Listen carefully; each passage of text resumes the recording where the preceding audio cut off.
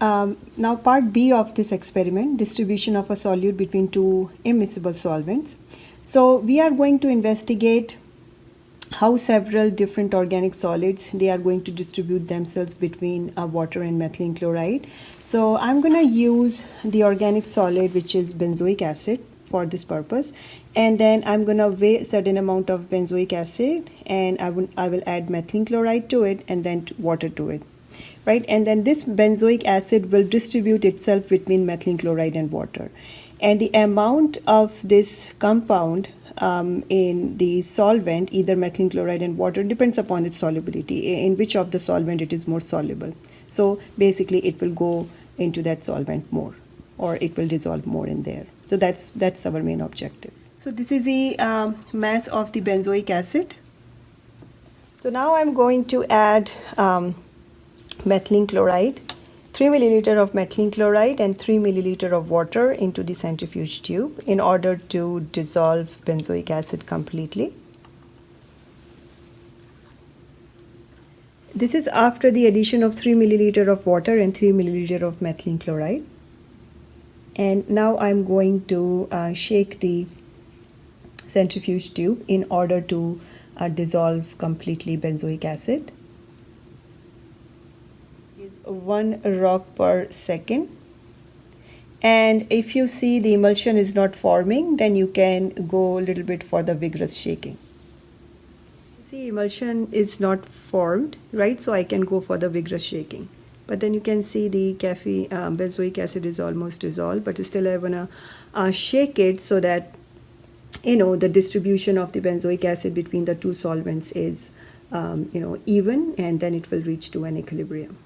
You can see the emulsion is not formed, and I'm gonna let it sit for some time.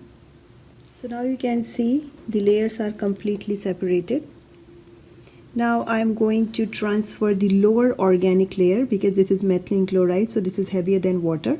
It's more dense, so I'm going to remove this lower organic layer with the help of the Pasteur pipette into a dried test tube.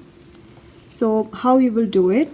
Basically, squeeze the bulb completely, and then you are going to insert into the lower layer, and then release the pressure.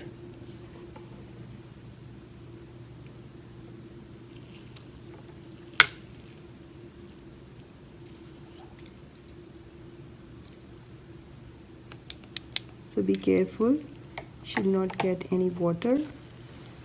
Then again drop it down, and then, sorry, this should not happen, squeeze it and then drop it down, and then basically release.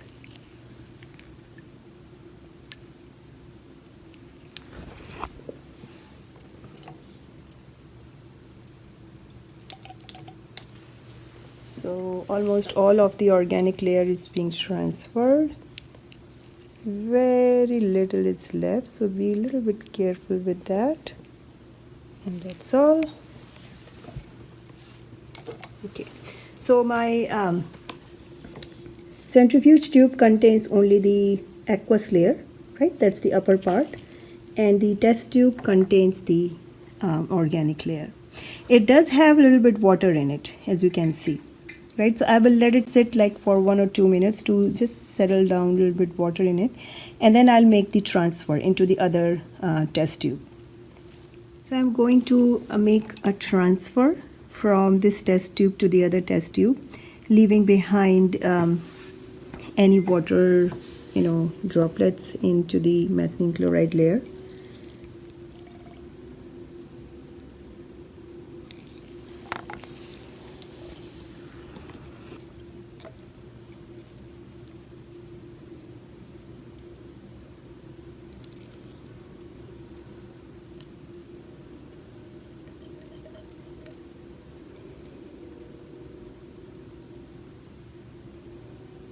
And then I will add basically sodium sulfate into it to completely dry it. So now all of the methylene chloride is transferred to the other test tube, and here is basically some of the water is left behind in the first test tube.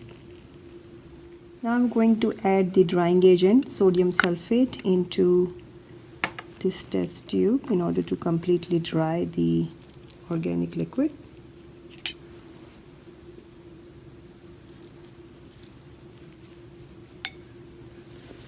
You can see it's sticking at the bottom, right? So more of the sodium sulfate is needed. And moreover, you can see when there is no water in the organic solvent, it's pretty clear. Right now you can see it's slightly turbid. Turbidity means that water is present. So as you can see here now, when I swirl the test tube, you can see the particles of sodium sulfate. They are kind of free flowing. I hope you are able to see it, right? And then you can see the color of the solution or clarity of this solution. It's pretty clear. That means looks like it's dried. So I'm gonna cap it again with the help of a stopper and let it sit for 10 to 15 minutes in order to remove all of the water molecules and make it completely dry. So it's already now 15 minutes. So looks like it's still particles are free flowing. So looks like it is dry. Now I will transfer this methylene chloride into the pre-weighed test tube, and then I'm gonna remove the methylene chloride into the warm water bath, as you have seen I did in part A. So same way I'm gonna remove this methylene chloride, and then we will check the mass again. This is the mass of the test tube. So first of all, I teared the beaker and then I kept the test tube. We would need basically the weight test tube in order to transfer our dried methylene chloride or organic layer into it, so that we can get the amount of benzoic acid into methylene chloride layer. So this is the mass of the test tube containing the benzoic acid after the evaporation of the methylene chloride. In order to find out the mass of the benzoic acid, you need to subtract the initial mass of the test tube from this mass. So this is the aqueous layer from part B. So we can dispose it off and we can calculate the amount of benzoic acid present in the aqueous layer by subtracting the mass from the methylene chloride layer from the initial mass of the benzoic acid. So once we get the amount of the benzoic acid in methylene chloride and in the aqueous layer, using that we can calculate the distribution coefficient of the benzoic acid in methylene chloride and water. Similarly, you can calculate the distribution coefficient of succinic acid and sodium benzoate. Part C of this experiment, how do you determine which one is the organic layer? So here we have three samples. The first one is water and N-butyl chloride. So we need to figure out which one is the organic layer. Similarly, this is a mixture of water and N-butyl bromide. And a third one is the mixture of N-butyl bromide and saturated sodium bromide, right? So we're gonna follow a procedure to determine which is the organic layer. This experiment, or this part of the experiment, is it's very important because sometimes we don't know when we do the extraction, so we don't know which is the aqueous layer and which is the organic layer. So it is very important to learn that how you can figure out which one is the aqueous and which one is the organic. Let's start with the first sample, right, which is a mixture of water and N-butyl chloride. So what I will do, I'm gonna basically remove one of the layer into the test tube, right, and then I will add water in both the test tubes, or both the tubes, and then you would see where the level of water is rising. Then you can say that that layer is the aqueous layer and other one is the organic layer. So let me remove the lower layer. Again, I squeezed completely the bulb, and then I will now release it. Then I will slowly transfer this layer into this test tube.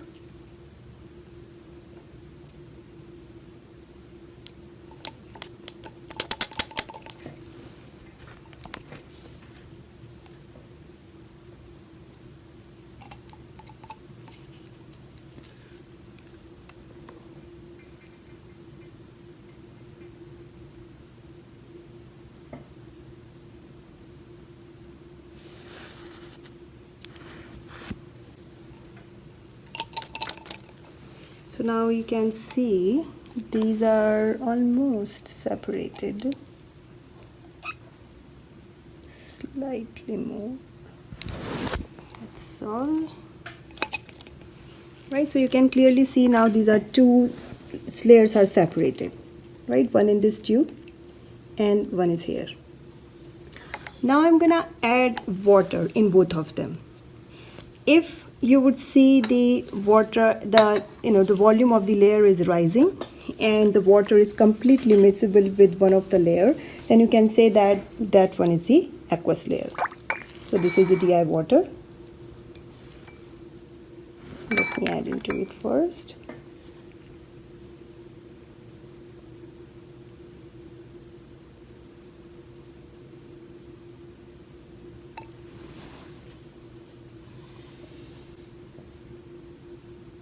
Right, this is one thing. Now I'm gonna add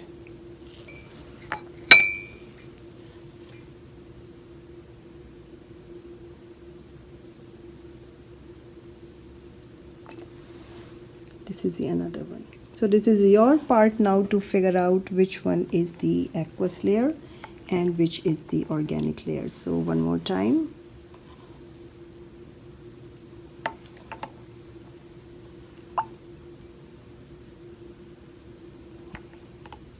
Now let's see the second sample, which is a mixture of water and N-butyl bromide.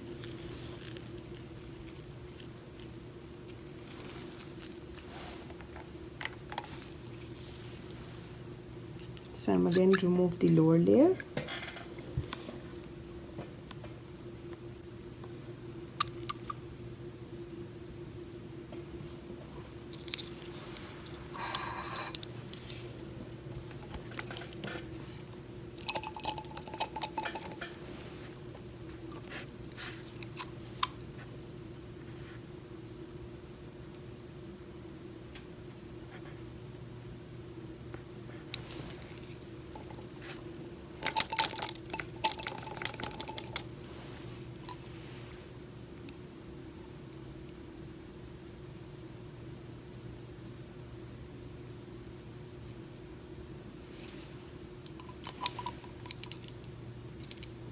Make sure you should not take another layer. So it's a little bit is left. Squeeze the bulb, drop it down, and then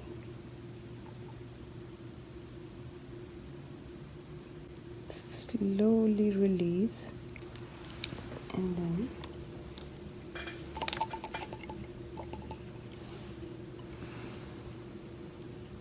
sometimes you need to do it in 2 or 3 times.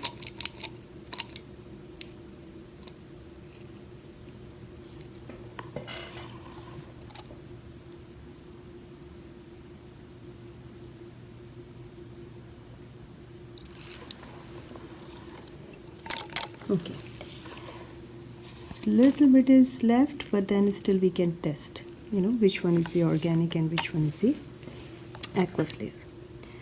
Right, so now the two layers are almost separated. I have water here. Let me add water to this one.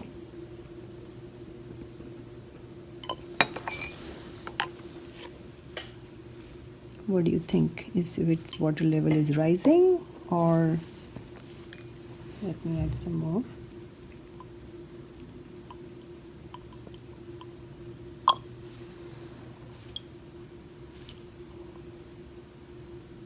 Right, now I will add water to this layer.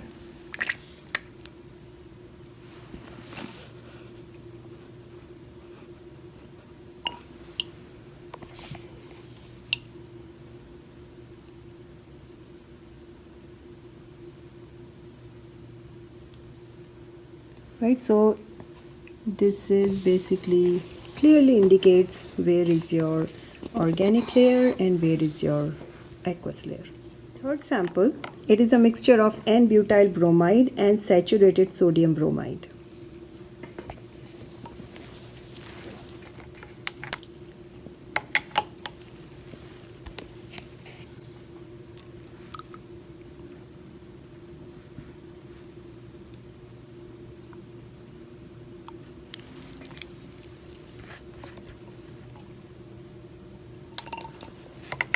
remove water from here.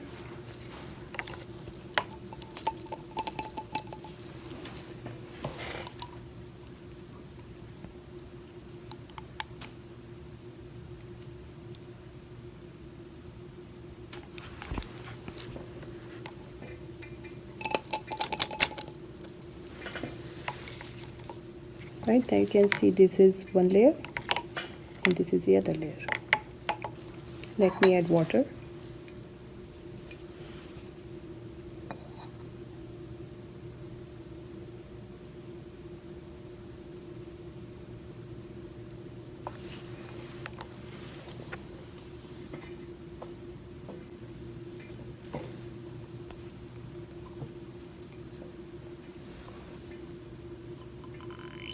In all the 3 times, basically, I have removed the lower layer. So keep that thing in mind when you are, write the observations and make the conclusions. Every time I have removed the lower layer into the test tube. So again, I'm going to add water. Right? So basically, this has the upper layer. Okay. Then let me go ahead and add water to it.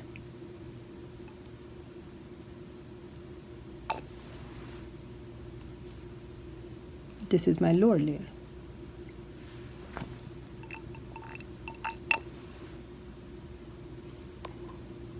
Okay, so that was the third sample, right? So I have disposed all of these layers from the mixture into the halogenated waste container, and once you figure out which layer is what, basically you need to look up the densities provided by me, and then you need to find out if there is any correlation between the densities and your results.